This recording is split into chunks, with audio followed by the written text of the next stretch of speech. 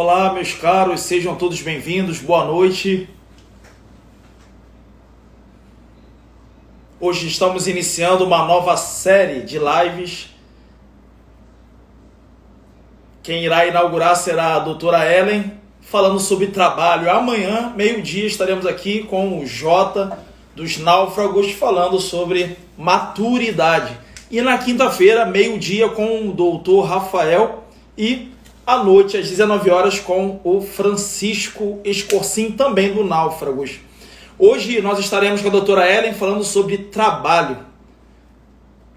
Vai ser uma alegria poder ver o trabalho sobre uma outra perspectiva do que nós estamos acostumados a olhar.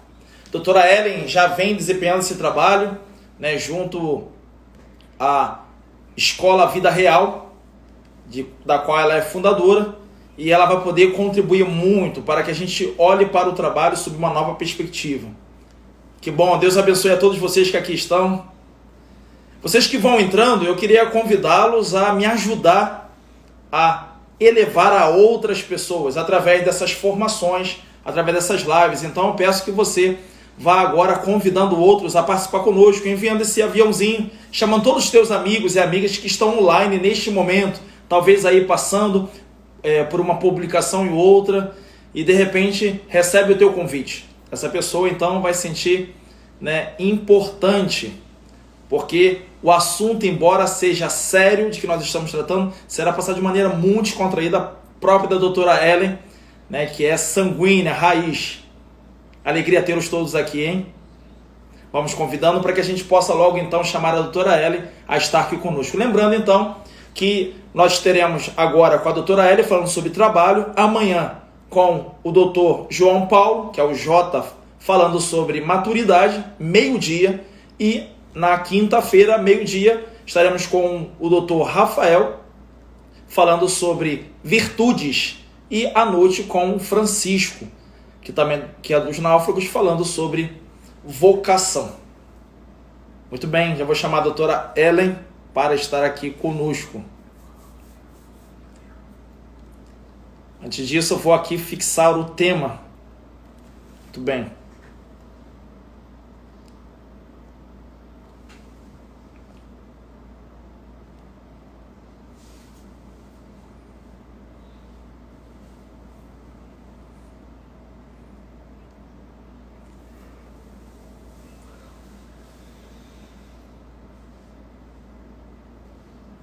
Opa.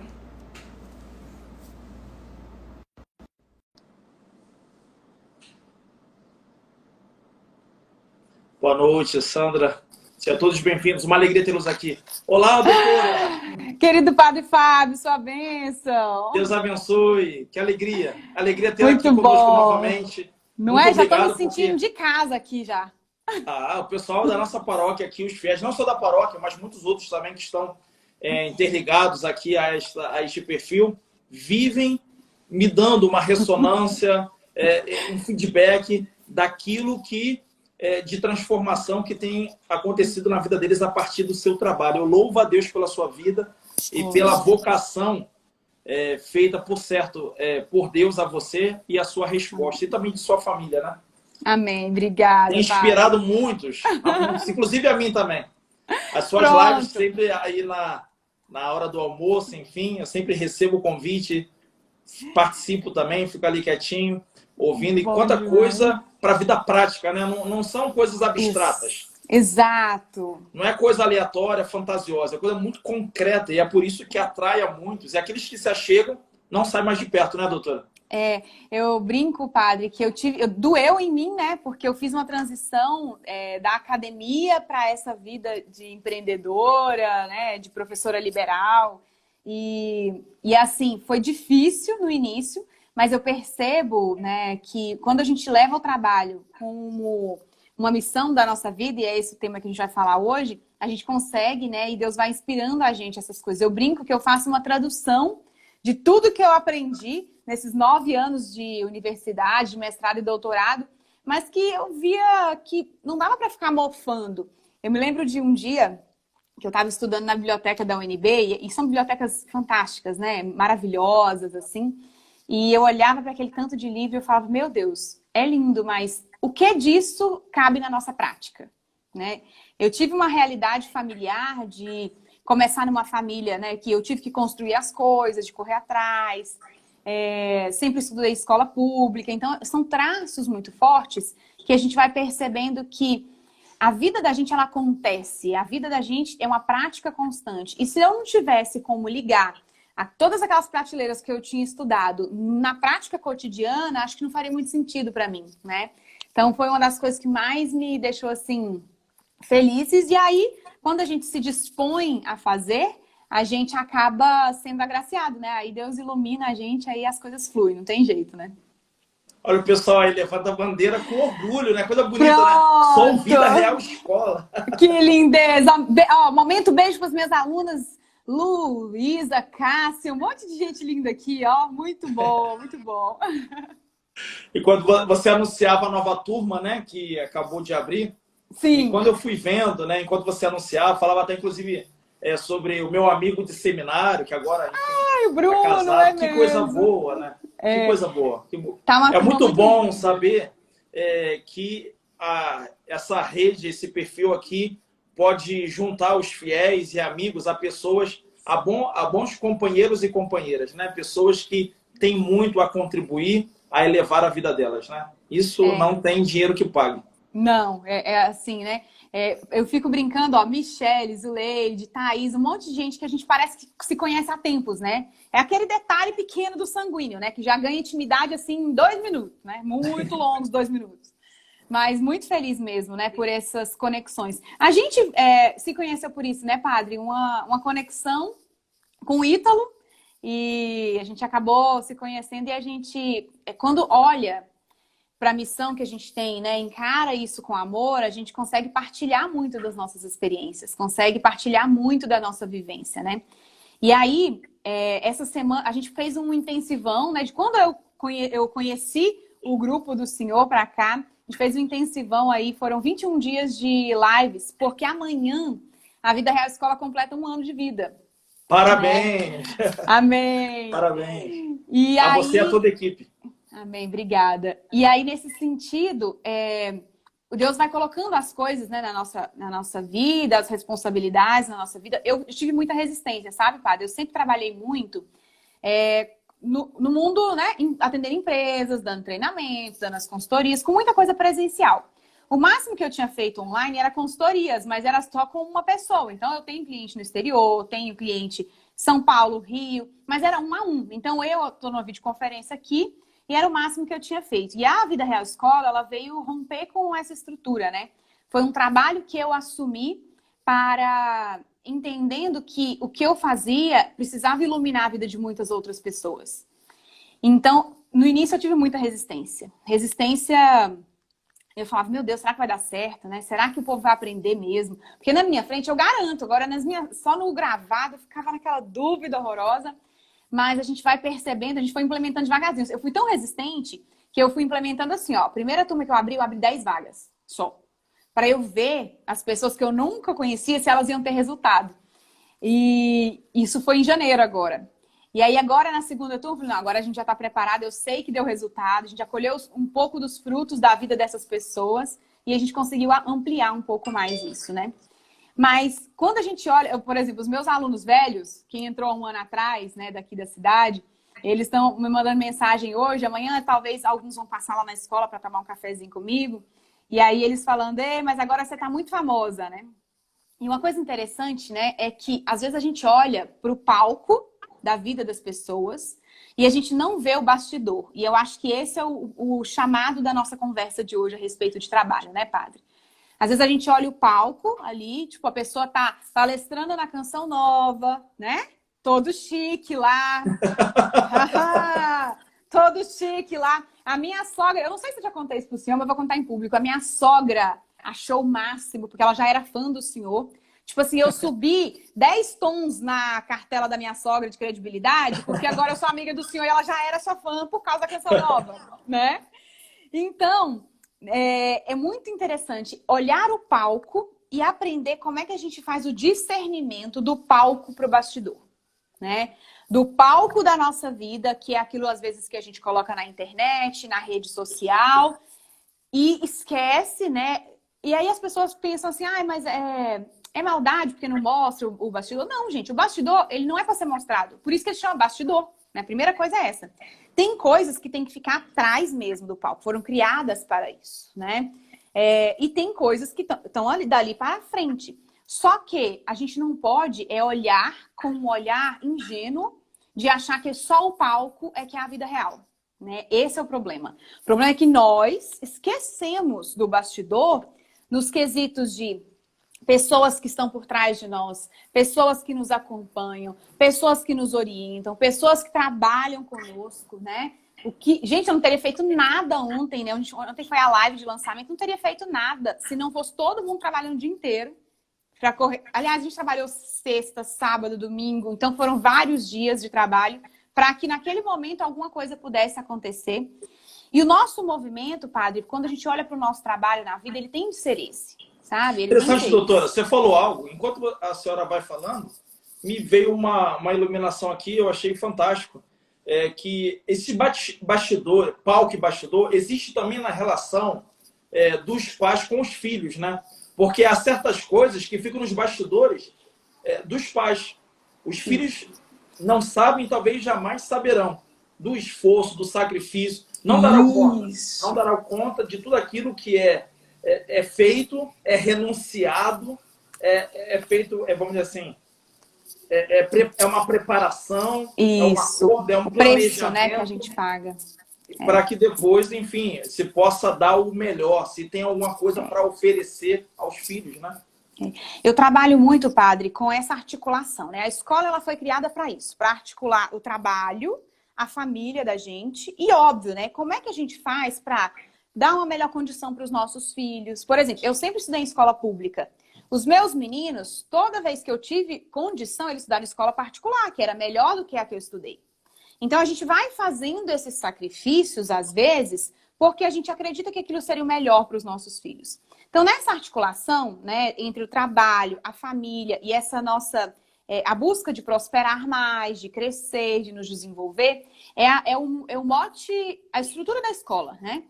E aí o que eu vejo, padre, é que muitas vezes os pais, os filhos nunca saberão, né, da verdade do bastidor, mas os pais têm muita dificuldade de educar os filhos para que eles tenham a consciência de que existem os dois movimentos, né, do palco e do bastidor. A consciência disso, a clareza disso, muda a nossa percepção de vida. Por quê?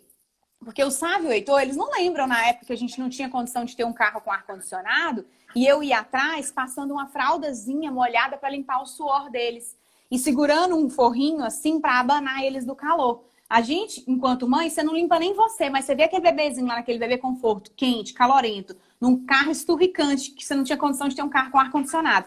E aí você vai fazendo essas coisas, são coisas que eles nunca vão se lembrar.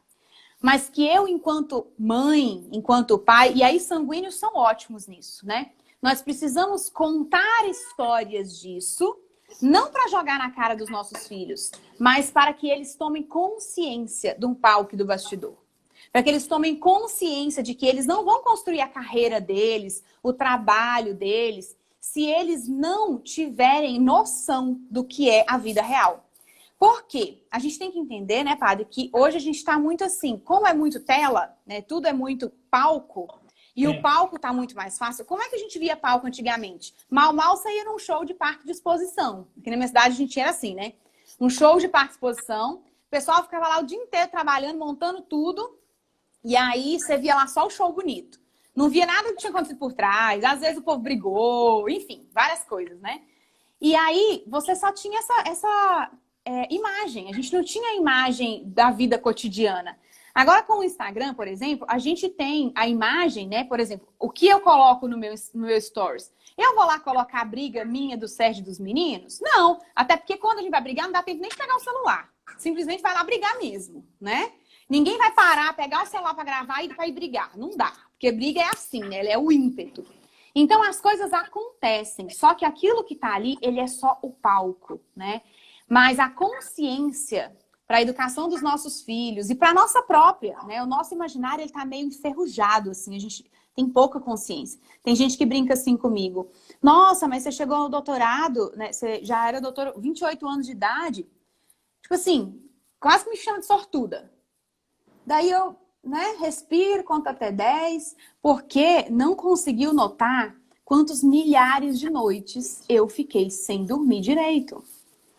Quantas dezenas e dezenas, dezenas de vezes que eu tive problema com o Sérgio, porque a gente não tinha tempo nem para namorar direito, nem para colocar a conversa em dia. Então são coisas que são eixos da vida real, mas que eu tenho que olhar para o meu trabalho e entender nesse movimento que lá na frente, né, no balcão da loja com o meu cliente, na onde eu estiver, na linha de frente, aquilo é um palco. Mas existe toda uma estrutura por trás para ser construída. Né? Quantas vezes a gente passa aí 3, 4 anos para passar num concurso, né? Por exemplo, um mestrado e um doutorado são 6 anos corridos. Eu tive intervalo de um ano para o outro, então foram 7 anos para fazer esse caminho. Imagina o que é 7 anos, gente. 7 anos, né? A primeira infância inteira. Então, são elementos de preços muito altos que nós temos de pagar. Mas a nossa geração, ela está muito acostumada a não querer pagar o preço. Né, padre? Eu brinco que também por isso a gente às vezes tem um povo tão fraco de busca de santidade. Porque a gente não quer pagar o preço de ter que lutar contra os nossos má inclinações. A gente quer a coisa mais pronta, né?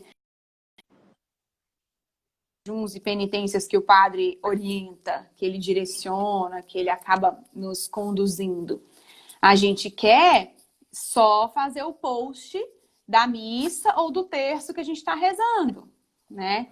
A gente não quer, por exemplo, sanguíneo, né? Uma das maiores dificuldades do sanguíneo é ter uma oração profunda. A gente não quer ficar ali 40 minutos, 1 hora, tentando fazer pelo menos 1 minuto de oração profunda de verdade. Porque o sanguíneo, né? Ele fica 40 minutos para sair 1. Então, esse preço a gente não quer pagar. Mas a gente quer ir para o céu. Né? Se perguntar, todo mundo quer. Todo mundo quer ser salvo, ninguém quer ser condenado.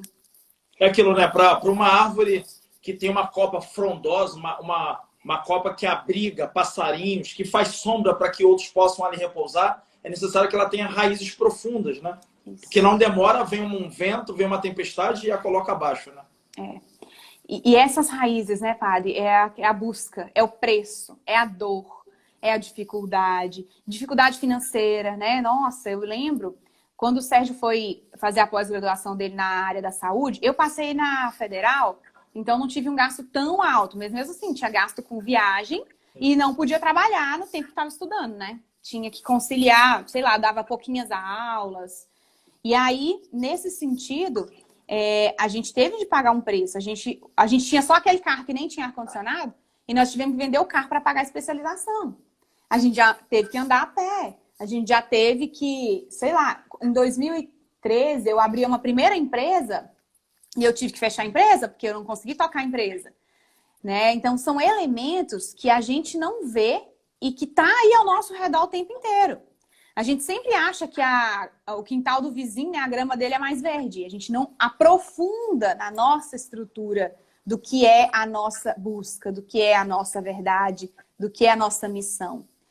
Eu estava lá no Eixo, né, com o Ítalo, e o Ítalo, ele trouxe uma metáfora que até então era a parábola dos talentos que mais me incomodava no sentido de provocar a cumprir a minha missão, né? Eu partilhei isso na live esses dias.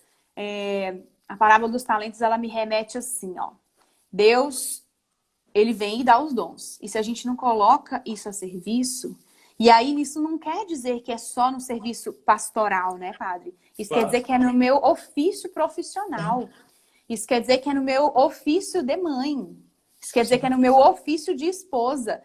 Outro problema é que a gente também esqueceu de hierarquizar as coisas. A gente acha que tudo tem o mesmo peso, né? E a gente tem que saber que tem pesos totalmente diferentes. Se eu não cumprir com o meu papel ali... Eu tenho um curso que se chama Mulher de Faces.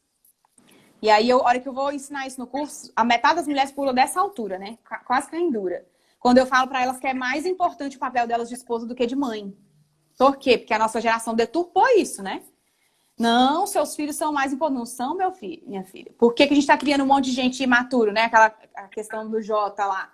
Porque as mães estão criando os filhos para elas e não para a vida. Não para encarar a vida, né? Não para ir para o céu. Não é essa a busca. Quer criar para ser companheiro delas. E quando a gente olha para essa questão dos papéis, né? Isso incomoda. Porque eu preciso hierarquizar as coisas. Eu preciso priorizar as coisas. E eu preciso ter essa força de que Deus vai dando esses talentos pra gente, mas a gente tem que colocar eles a serviço. A gente tem que estar disposto. Eu vi uma homilia esses dias e o padre colocava o seguinte, que Deus, a um ele deu um talento, a outro ele deu 5, a outra ele deu 3, né? E aí ele coloca, por exemplo, eu com relação à música, eu tenho um talento de música, porque eu tenho um bom ouvido, eu nem sou muito desafinada, e ok, mas não é o meu ofício principal, não é o meu trabalho principal, né? Então ele me deu um talento ali na questão da música. Então eu preciso explorar isso mais. O que eu faço? Eu canto nas minhas aulas, né? Eu canto nas lives. Então eu vou fazendo essas coisas mais como buscar aquele eixo musical para introduzir a abertura do que eu quero. Mas com relação à comunicação, Deus me deu 5 talentos. Então eu preciso multiplicar esses talentos muito mais. Eu preciso colocá-los muito mais a serviço. E na nossa última aula lá, né, aquela parábola de Pedro, né, quando Jesus vem curar o coração de Pedro, né, depois de ele ter negado Jesus pelas 3 vezes. Aqui, a forma de analisar essa passagem que o Ítalo fez tocou profundamente na minha alma, sabe, padre? Ele traz, né? Jesus pergunta por 3 vezes a Pedro, sentado lá diante da fogueira: Pedro, tu me amas? Aí Pedro responde para ele, né? Então, Senhor, sabe? Eu te amo, né? Daí ele pergunta: ama-me, né? Então, ele vai fazendo essas coisas, mas eu não tinha... como uma boa sanguínea, essa fala diz muito ao meu espírito, né? Porque quantas e quantas vezes eu quero fazer aquilo que Deus quer, daí eu meto os pés pelas mãos, faço errado, tenho que voltar atrás. Eu falei que amava Jesus e dava a vida por ele ali, ó, mais cedo, agora eu já tô aqui fazendo burrada. Mas a resposta de Jesus para Pedro, ela nunca tinha feito tanto sentido na minha vida como fez dessa vez. Porque Jesus diz para ele, né, vai e apacenta as minhas ovelhas. A resposta de Jesus nesse momento é: vai, trabalha e serve aos meus filhos. E a partir disso, muita coisa mudou na minha vida, sabe, padre? Eu sempre olhei o trabalho, eu sempre amei trabalhar. Comecei a trabalhar remuneradamente com 12 anos de idade. E eu era manicure na época, por isso que eu brinco que eu não passo aperto. Eu me maqueio, eu arrumo cabelo, eu faço tudo, porque, né, trabalhei em salão de beleza no início, então você aprende. E nesse sentido, quando ele diz vai, serve, né, trabalha, faz o que tem que ser feito, é uma convocação de que, às vezes, a gente fica pego na pergunta errada. E eu já passei por isso, né? Muitas vezes eu já fiquei me perguntando: nossa, será que é aqui a minha missão? Será que é aqui o trabalho que Deus espera de mim? Será que é aqui? Mas essa pergunta está errada. A pergunta certa que você tem que fazer para você é: será que eu estou fazendo melhor? Eu estou cumprindo a missão que Jesus me deu. Deu lá para Pedro no início. Aqui, nesse lugar, né? Padre, como manicure, eu olho para a trajetória e falo: nossa, gente, eu era boa manicure. Eu era muito boa. Eu era ruim para mim, porque eu era meio demorada, mas era muito caprichosa. Então eu servia muito bem as pessoas naquilo que era, na humildade que era daquele trabalho. Depois, por um tempo, eu trabalhei como secretária de uma escola de inglês. Depois eu fui promovida professora dessa escola de inglês. Então o que a gente percebe? O problema não é aonde a gente está. Quando eu fico perdendo a energia, perguntando, né? Se eu estou no lugar certo, eu não coloco a energia de fazer o melhor que eu posso. Eu não coloco a energia que a minha própria fé me diz que eu tenho de ter. O que a minha fé me diz? Que Jesus pode voltar a qualquer momento. O que a minha fé me diz? Que ele vai voltar. Ele disse isso. E toda vez que ele disse, ele cumpriu. Se já tem mais de 2000 anos que ele falou isso, pode ser que esteja bem pertinho da gente. A gente nunca vai saber que dia é esse. Mas se ele chegasse hoje e me perguntasse: então, você está fazendo o que eu mandei? Né? Você está cumprindo a missão que eu te dei? Não importa aonde, importa é como. Se eu estou fazendo aquilo da melhor forma. Se eu estou fazendo aquilo na melhor Ellen que eu poderia ser, né? Não importa, por exemplo, se o meu perfil do senhor vai chegar a 1 milhão de seguidores. O que importa é se eu estou fazendo o melhor para quem está aqui agora, para essas 176 pessoas que estão aqui agora conosco. Essa é a melhor coisa que eu tinha para falar sobre trabalho? Se sim, ótimo. Porque a gente pode ser convocado a encontrar com Deus de 2 formas, né, padre? A primeira é se ele resolver voltar hoje. E a segunda é se a gente morre. Né? Quem de nós teria controle sobre a morte? Então, qualquer um de nós pode nem acabar essa live e morrer agora. Mas a pergunta é, diante da morte, diante de encontrar com Cristo, eu vou ter coragem de olhar para ele e falar, então, eu tentei pelo menos? Mesmo sendo sanguínea? Eu estava tentando de novo? Eu estava mesmo ralando o joelho às vezes que eu caio? Eu estava conseguindo levantar e caminhar de novo? Né? E eu falo isso com muita propriedade, assim. Eu transitei muito nas questões profissionais. Eu sempre trabalhei muito, sempre fui muito boa em todos os trabalhos, eu sempre fui promovida nos meus trabalhos, eu sempre fui boa de trabalho, assim, boa de serviço, aquele povo, aqui em Minas Gerais a gente fala boa de serviço. E eu percebo que eu também perdi muito tempo pensando onde é que eu deveria estar. Por exemplo, eu já tive cargo público, e aí eu ficava, nossa, mas parece que não é isso. Será que é isso, né? Eu fiz 2 faculdades, aquela síndrome, né, de as pessoas fazerem uma graduação, achar que não é aquela faculdade, fazer outra. Mas é porque eu estava olhando para o lugar errado. Eu estava olhando para a pergunta errada. E fazer a pergunta certa muda o rumo do que a gente está fazendo. Porque quando a gente faz a pergunta certa, os caminhos vão sendo consecutivos. As coisas vão nos puxando.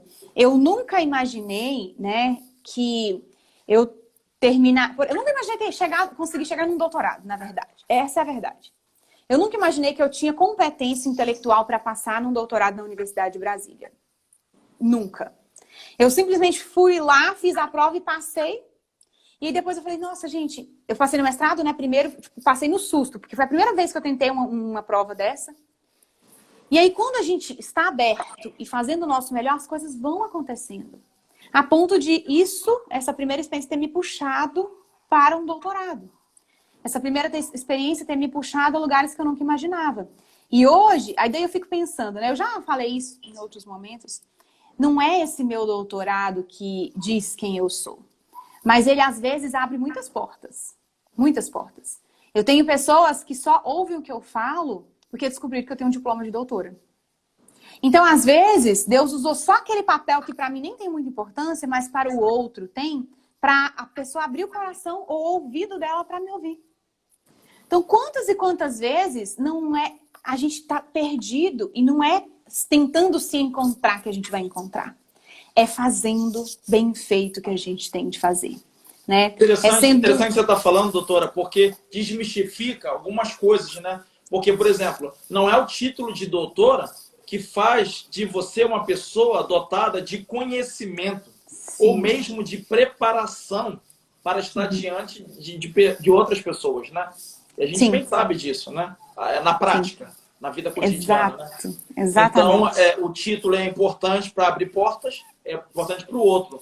Mas para você é importante que você esteja fazendo aquilo com excelência, né? Interessante quando você fala daí da parábola dos talentos, eu vejo que aquele que pegou o talento e enterrou, por que ele fez isso? Porque porque o Senhor toma esse talento dele depois, né? Porque ele não arriscou, ele não foi, ele não se entregou, ele preferiu ficar na mediocridade. Olha, eu vou entregar a ele aquilo que ele me deu. Não mais, eu não vou fazer, né? Então, porque eu acho que para você fazer render o talento, para você fazer multiplicar, é preciso você ir arriscar. Sim. E nesse arriscar é uma negociação, né? Na negociação nem sempre a gente ganha, a gente perde também. Mas a gente perde hoje, talvez para ganhar amanhã. Porque até perder é um aprendizado, né? Agora, se eu não arrisco, se eu não negocio, porque tenho medo de arriscar ou negociar, então, assim, eu sou esse medíocre que enterra, né? E depois não teria o que apresentar a Deus, né? O padre Paulo nos ensina uma coisa que eu acho muito bonita, que é a gente vai crescendo de fé em fé, né, padre? Eu nunca tinha pensado nisso, sabe? crescer de fé em fé é aprender a perder e perdendo, continuar na fé. Eu comprei um livro maravilhoso, depois eu vou ver se eu coloco ele aqui no Stories. Ô, padre, só tem que me lembrar que eu preparei um presente para hoje, não me deixe esquecer. E eu comprei um livro da história dos santos, né? E aí eu fui ler uma parte da história de Santa Felicidade. Eu tô impressionada até agora, porque a história dos santos, elas mexem muito comigo. Muito. A hora que eu penso que eu falo, agora vamos caminhar aqui, vem uma história e me arrebenta. Fala, minha filha, você não é nem o cisco do olho. Então, sempre me localizam, né, na vida real. Porque o sanguíneo, ele tem esse arzinho, né? Agora a gente tá fazendo certo. Olha, Jesus, eu tô fazendo por amor, as coisas estão caminhando bem. Você olha a história dos santos e fala, meu Deus, tô perdido, tô longe. Faltam alguns milhões de quilômetros. E aí a história de Santa Felicidade, que eu não conhecia, que ela era viúva, tinha 7 filhos, e ela, no trabalho dela, na lida dela, né, trabalhando ali com os meninos e tudo, ela foi convocada a negar a fé dela, porque senão eles iam atrapalhar lá, né, o trabalho que era coisas mais caseiras, né? E aí ela falou que não ia. Daí ela foi ameaçada de morte. Aí ela falou que não ia negar a fé dela. Daí eles pegaram e mataram todos os 7 filhos na frente dela, um a um. E ela, a cada filho, ela dizia para eles, não se preocupem, nós vamos nos encontrar no céu daqui a pouco, em breve. Então, cada uma dessas crianças, padre... Não, eu não consigo ver a morte de um filho ainda. Imagina ver 7, assim, ó, um por um. Matou os 7 e depois matou ela. E nesse sentido, a gente percebe o quanto a gente precisa crescer de fé em fé, né? A gente não consegue crescer de fé em fé nem nesses desafios das nossas escolhas. A gente fica assim, não, eu não sei se Deus quer que eu passe nesse concurso ou no outro. Aí você perde um tempão, mas você ainda não passou no concurso. E pior, você não estudou para aquele concurso, né? Não, eu não sei se Deus quer que eu foque nessa carreira aqui ou naquela. Meu filho, deixa eu te falar uma coisa. Não importa qual. Importa o que você está fazendo agora, tá? O que importa é o que você tem para fazer neste momento. Este é o nosso movimento, né, padre? De olhar para o nosso trabalho e assim... eu brinco que eu nunca morreria de fome se fosse por causa do trabalho. Porque a minha mãe, ela é artesã e cabeleireira. A minha mãe é uma sanguínea e ela fez isso no trabalho. A minha mãe faz de tudo que você imaginar. A minha mãe costura, a minha mãe faz licor para vender, a minha mãe faz... estamos com o povo... Dá uns bloqueios aí, padre, no povo fazendo comentários aleatórios. Sim. Porque aí depois eles não ficam atrapalhando a live dos outros. Aí, por exemplo, ela em tudo, né, ela sabe um pouco. E eu brinco que eu não morreria de fome. E já fiz centenas de coisas desse tipo, né? Centenas de coisas. Por quê? Eu já consegui desenvolver a estrutura, né, às vezes, com 2 meninos pequenos, eu fazia ovos de Páscoa e bombom para vender. Porque era uma coisa que eu podia ficar em casa. Eu estudava, eu fazia essas coisas para vender e ainda por cima cuidava dos 2 meninos, porque não tinha outra forma. Aí depois eu comecei a dar aula particular em casa. Os pais traziam os meninos e eu dava aula particular para eles no horário que os meus meninos estavam dormindo. Os meus meninos têm 1 ano e meio de diferença, então é bem pequenininho. Mas mesmo assim eu conseguia ali um dinheirinho. Eu lembro que na época, só de aula particular, eu dava aula só à tarde, porque eu cuidava da casa, das coisas. Eu ganhava, tipo, um salário, era correspondente a um salário mínimo, me virando na linha do empreendedorismo. Então, quando a gente quer servir da melhor forma, os meus meninos que eu dei aula particular, né, há 15, 16 anos atrás, tudo tá assim, ó, formado em medicina, engenharia, em direito. Então, coisas que eu olho e falo, que gracinha, de alguma forma eu contribuí com aquilo. Né? Então, não importa o que você está fazendo, se você vende água no semáforo, não importa. Na praia, vocês são chique, aí é perto de praia, né? Aqui a gente só tem bar, não tem mar. Então, não importa. O que importa é a gente fazer da melhor forma, né? Aquilo que tem para fazer. É para ficar em casa cuidando da família? Então, meu filho, faz isso aí como se você estivesse ganhando R$1 milhão. Doutora, isso que a senhora está falando me faz pensar o seguinte: é, é importante eu estar inteiro aonde, por exemplo, assim, parece fútil o que eu vou dizer, o exemplo, mas eu quero usar um exemplo bem simples. Por exemplo, Uhum. beber um copo d'água. Não beber um copo d'água consciente. Eu estou bebendo, ó, eu estou bebendo água, eu estou aqui. Por exemplo, assim, eu estou nessa live, eu estou ouvindo a doutora. Eu não estou aqui pensando o que eu vou fazer depois dessa live. Eu não estou Isso. aqui pensando no que deixei de fazer, ou o que eu fiz, ou o que me disseram. Eu estou te ouvindo, eu estou aqui. Por exemplo, É. se agora é lavar a louça, eu estou lavando a louça. E pensando, porque é muito tendencioso a gente se sabotar em fantasias, em coisas, por exemplo, como se eu estou compreendendo o que a senhora diz, né? Por exemplo, eu estou aqui, eu estou num trabalho e penso assim, para que eu vou me dedicar a esse trabalho aqui? Quem está tirando vantagem desse trabalho é meu patrão. Exato. Na verdade, eu quero ser mesmo, aí a pessoa deslumbra uma profissão. Isso. E ela ignora e despreza isso aonde hoje ela está. Ela não faz com excelência, ela não faz com afinco, porque ela julga que dali ela não pode extrair nada de benefício.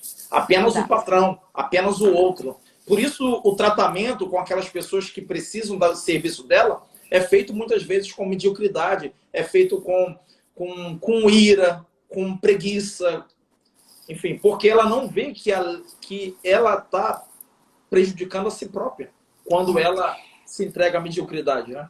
A gente esquece, né, padre, que a gente está construindo a vida da gente não são momentos abortados, jogados. Ela é todo um processo. Eu tô na cidade onde eu nasci. Eu moro na cidade pequena do interior onde eu nasci. E eu tenho muito orgulho, eu tenho 35 anos, eu tenho muito orgulho de olhar e ver toda a construção que eu fiz. Porque eu tenho clientes, né, que às vezes eu já arrumei a unha dela sei lá, 20 anos atrás. Pega a legenda áurea pra mim, por favor, pra eu mostrar aqui. Eu arrumei a unha dela e hoje vai no meu escritório e me chama de doutora Ellen e faz a consultoria e faz um treinamento. Por quê? Porque ela viu que alguma coisa aquela menina tem. Porque se ela saiu de onde ela saiu, que era minha manicure, arrumava minha unha do pé, pra passar num doutorado na UNB, então essa é a trajetória que eles olham, batem o olho assim. Né? E aí a gente vai criando essa identidade, a gente vai criando esse repertório. Porque essa senhora, né, que eu era a manicure dela, é a esposa do empresário que me contrata e me paga hoje, sei lá quantas mil vezes mais do que quando ela me contratava pela unha. Porque desde lá, olha o que ela tem de imagem minha. É uma pessoa dedicada. Então essa imagem, ela é plantada uma vez. Né? Se eu planto essa imagem num primeiro momento da dedicação, do comprometimento, tem uma coisa que eu bato muito no martelo.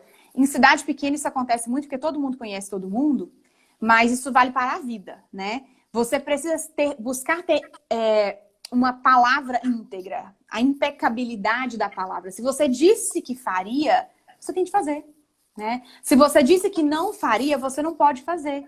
Não tem como fazer aquele jeitinho brasileiro. Por quê? Porque isso descredibiliza a sua própria biografia, né? Por que para uns você faz e para outros não?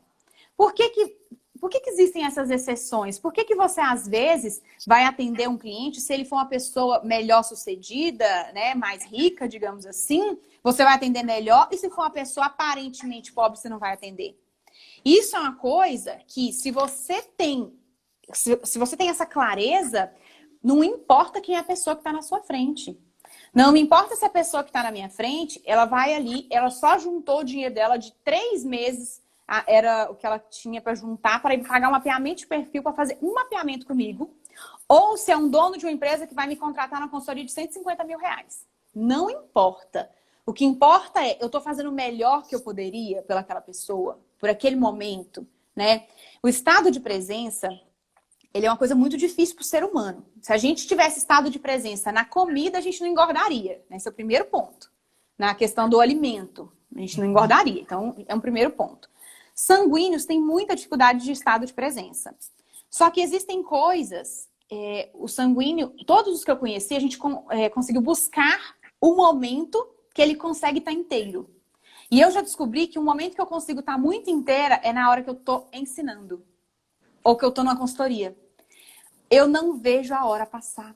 Eu me perco no tempo. Porque o meu estado de presença, assim como aqueles talentos que Deus deu, né? Ele é muito integral. Agora, em outras coisas é muito difícil. O que a gente tem que fazer? Eu puxo daquilo para expandir, né? Dentro das propriedades lá, no mapeamento de perfil, por exemplo, a gente tem esse trânsito, né? Eu pego um perfil e vou desenvolvendo as habilidades. Então, vamos aproveitar um pouquinho dos temperamentos que a gente já conversou sobre eles aqui. Então, o sanguíneo, ele vai ter um lugar que ele consegue ficar pleno. Ele tem que descobrir que lugar é esse. Normalmente está ligado à comunicação. Um melancólico, por mais que ele seja profundo, ele vai ficar nos devaneios próprios profundos, né? Só que ele tem que descobrir qual é o lugar que ele consegue ter um estado de presença. Que, às vezes, está ligado num ofício de labor mais, digamos assim, instrumental. Lavar coisas, né? Organizar coisas. Então, são elementos que puxam o melancólico para um estado de presença. A gente tem que ir buscando esses estados para que lá na frente a gente tenha uma performance melhor. Eu atendo muito as empresas que eu tenho que fazer seleção, né, de perfil das pessoas para os cargos. E o que a gente vê é assim, eu sempre busco um perfil de uma pessoa que quer se desenvolver, de uma pessoa que está preocupado em evoluir. Às vezes, o que vai resultar ali para mim, óbvio, eu vou pegar lá um executor, um colérico, um sanguíneo, vou colocar mais no eixo comercial, vou. Só que não adianta eu colocar ele lá se ele já se achar bom demais. Se ele já se achar completo demais. Se ele já se achar pronto demais. Que se basta. Exato. Então não adianta, eu não colocaria, porque ele vai atrapalhar o time ao invés de ajudar. Então, o que a gente tem que entender? Que alguns pontos nossos, dessa convocação ao trabalho, ele tem que nos dar uma amplitude para desenvolver. Ele tem que nos dar uma amplitude para crescer. Ele tem que nos dar uma amplitude para errar, mas consertar rápido. Às vezes a gente vai errar, né? Às vezes a gente vai atender uma pessoa, não atendeu da melhor forma. Às vezes a gente vai atender um cliente, você não está num dia que você está passando muito bem, sei lá, uma dor física, talvez, né? Que você não esteja no seu melhor estado. Mas você precisa ter alguns minutos para ir lá pedir desculpa e fazer melhor. Né? Eu brinco que é assim. Vamos ensinar mais uma coisa. Não é desculpa, mas é perdão a questão correta, né? Porque desculpa é tirar a culpa. Mas se foi você que atendeu mal aquela pessoa, que não fez um serviço bom que seu chefe te chamou a atenção, que não está tendo resultado, não está passando nas coisas, a culpa é sua mesmo. Não tem outro culpado para a história. Então a culpa tem que ser sua. Desculpa não é para ser pedida. A gente pede desculpa assim, quando a gente esbarra com a pessoa, né? Foi sem querer, aí é desculpa. Então, se me desculpe, né? Foi sem querer ali um pequeno acidente, enfim. Agora, se você está sendo negligente, se você não está assumindo o seu papel, sua obrigação é lá pedir perdão e consertar rápido, né? Porque aquela pessoa, inclusive, ela está te ajudando a ver um lugar que você pode crescer e que você precisa expandir essa questão do território. E nessa busca, né, a questão do trabalho em si, ele não está focado especialmente no aonde é que a gente vai estar daqui 5 anos. Eu tenho que pensar onde eu estou agora e fazer o melhor que eu posso agora. Porque amanhã a gente nem sabe se a gente vai ter. A gente nem sabe. Eu tenho certeza absoluta, né? Eu tenho aqui, a gente começou os treinamentos há 2 anos. Eu tenho clientes que já passaram por todos os treinamentos, por consultoria, e aí ficam assim, que hora você vai fazer uma coisa nova pra gente? Porque já fizeram todos. A pessoa quer porque ela sabe que é bom, e se não tivesse sido um trabalho bem feito, ela não voltaria nunca, né? E isso em qualquer ofício que a gente vai fazer. Se a gente vai, por exemplo, na igreja e que o padre não está preocupado em celebrar a missa, mas está preocupado em fazer politicagem, você acha ruim, né? Aquele é o ofício dele. É uma missão? É, gente, mas a minha missão também está bem clara. Eu tenho que ajudar os outros. Mas também é trabalho, né? Então, a gente tem que ter essa clareza.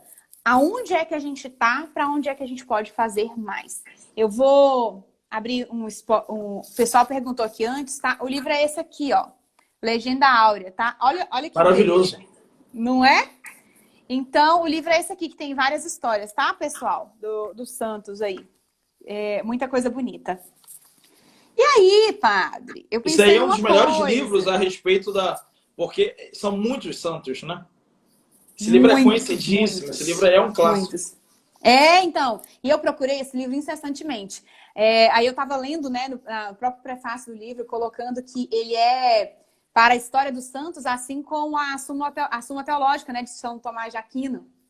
Então, ele é um clássico muito lindo. Aí agora eu já comprei alguns para dar de presente também. Minha mãe sempre quis um bonitão assim.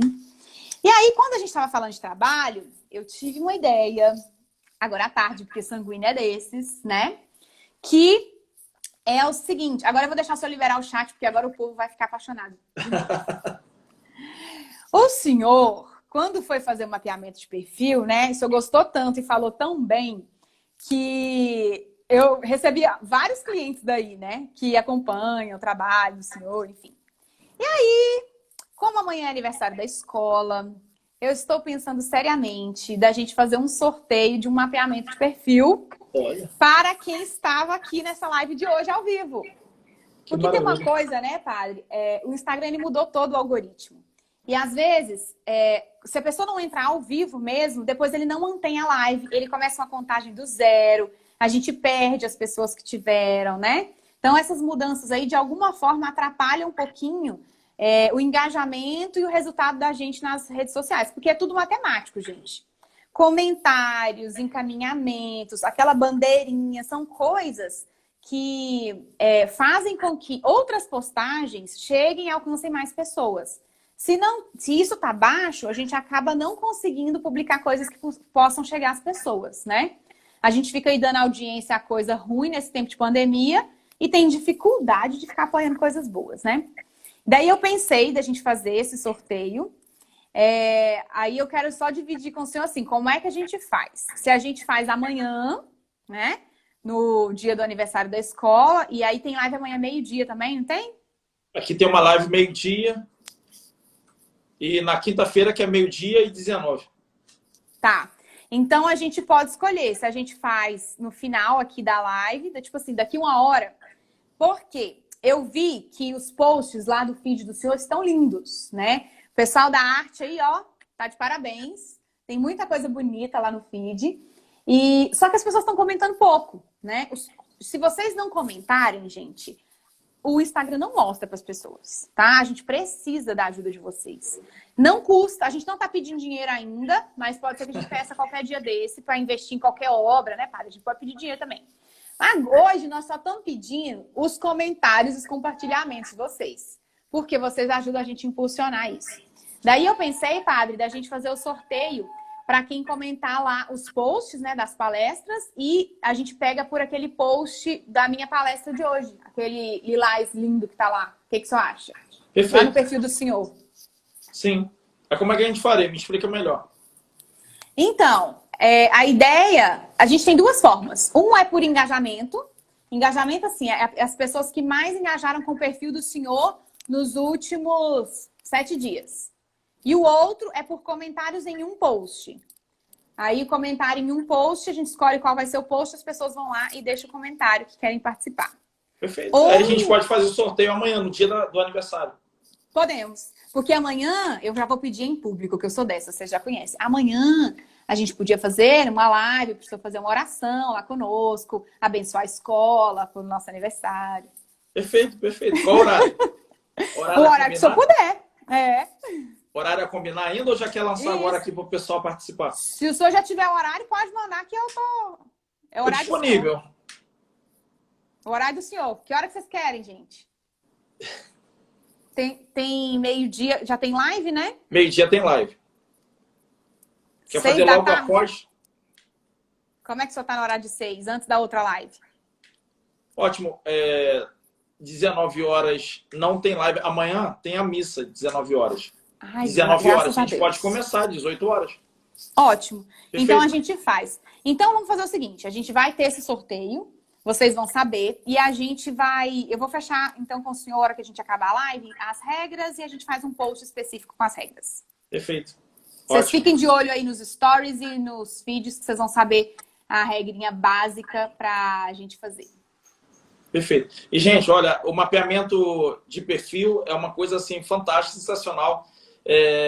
O pessoal ficou muito empolgado com descobrir os temperamentos. Enfim, eu acho que é para além disso. Porque tanto o mapeamento de perfil vai poder te ajudar, você que está com muito confuso também, a descobrir o seu temperamento, vai ajudar. Além disso, vai também ver quais são aquilo que você, ao longo da sua vida, da sua história, você potencializou naturalmente, às vezes até inconscientemente, Sim. né? E aquilo que você tem de potência, porém você não desenvolveu. E aquilo que, de repente, não é do seu temperamento, mas que seria muito bom você agregar, porque nós não somos reféns do temperamento, né? Embora o nosso temperamento seja fixo, a gente pode se valer da qualidade de um outro temperamento, de que vai ser importante para levar a bom termo tudo aquilo que a gente já pôde construir. Então, assim, é algo fantástico. São quantas folhas mesmo, doutora? De 20 a 24 folhas, depende da pessoa. Talvez, um relatório de 20 a 24 folhas. Talvez um colérico vai pensar assim, né? Que geralmente são mais resultados. Assim, mas eu vou ter que ler 24. Mas é uma coisa tão atraente. Porque está falando a respeito da sua vida, está falando da sua história, mapeamento seu, pessoal. Então, assim, dificilmente alguém se desinteressa por algo assim tão fantástico que é se descobrir, né? Algo que você se autoconhecer. Né? E para o trabalho, né, ele é muito útil, padre. Por isso que eu pensei nesse presente, porque às vezes a gente tem potencialidades ali que não estão sendo exploradas dentro do nosso ramo de atuação profissional, né? Eu faço muito nessa questão de orientação profissional, às vezes escolha de carreira, porque a pessoa vem com a pergunta errada também, né? Muito na questão de melhorar o cargo, não, tem uma alavancagem ali para fazer. Aí a gente identifica os pontos exatos que tem de melhoria nesse sentido.